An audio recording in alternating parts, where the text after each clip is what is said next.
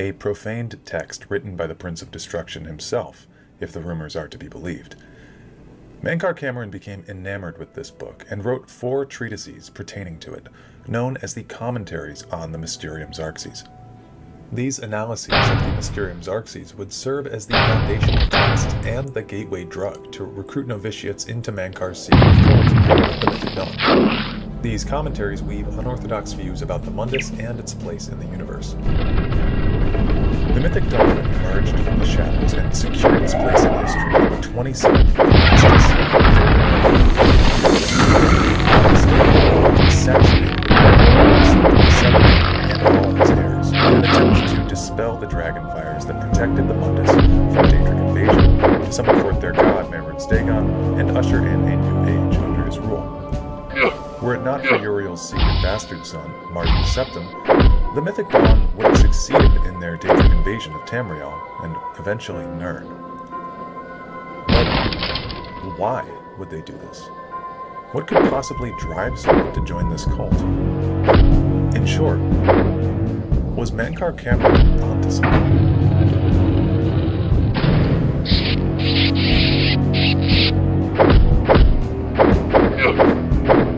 In order to understand his writings, Jane's philosophies, and ambitions, we must first understand where Mankar comes from, which is actually a difficult question to answer. Camoran's early life is clouded, to say the least.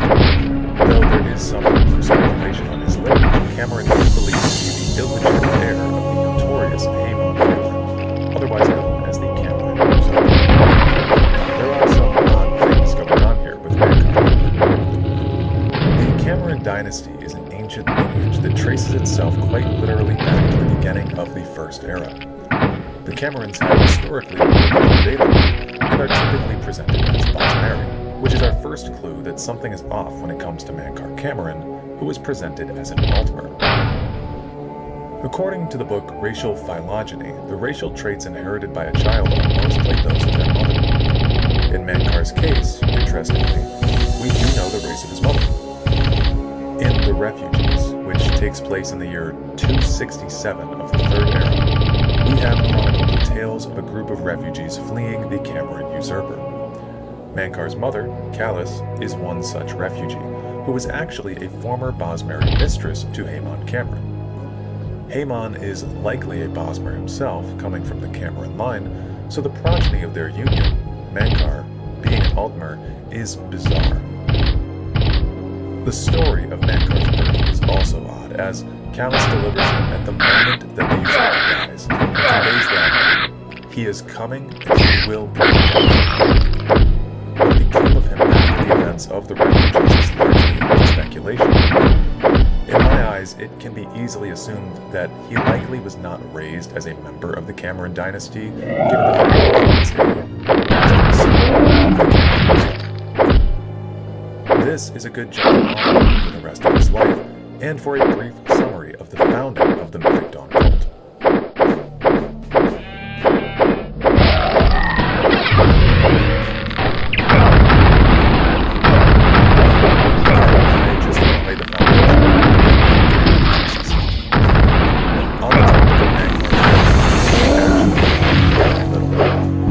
Confidently assume that Mankar somehow found his way into Daedric worship, and I would imagine through much dedication and study, Mehrunes Dagon eventually chose Mankar Camoran as his top disciple, offering him his holy book. Interestingly, within the Xarxes, on the right page of the book we see a triangular shape. If translated properly, the words within the triangle spell out the name, Mythic Dawn. Mankar devoted his whole being to analyzing the Xarxes and the creation of the Mythic Dawn, and at this point, wrote his treatises. We do have a conflicting piece of evidence here on when the commentaries were written, since Tarmina in the Elder Scrolls 4 states that the books are contemporary with Titus was later a child born in Callis and the refugees, but it places both here in the Third Era to 67, which is 229 years after the death of Titus. Either Tarmina is wrong, the refugees is wrong, or Mankar was somehow able to create a time where he advantage his research into the Xarxes. We'll touch more on that later. For now, we're trying to keep things simple and just establish a timeline. Okay, so in Volume 1 of Cameron's manifestos, he notes that he did preach openly at one point that his views were not catching on, to say the least. It was only after he became secretive about his sermonizing that people became interested. Roaring, I wandered until I grew hoarse with the gospel. I had read the mysteries of the David, my words found no purchase until I began. These were not words from the common of Tyre, whose clergy grew famed the very existence of the dawn. Soon enough, more and more people began to get drawn in by the commentaries and cult-like behavior, until finally Mankar had reached enough manpower for him to organize the assassination of the Emperor, ushering in Mehrunes Dagon's invasion. But I will ask the question now that I posited previously. What did Mankar really believe?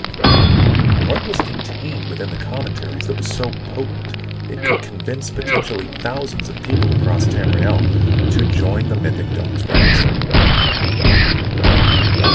Let's find out.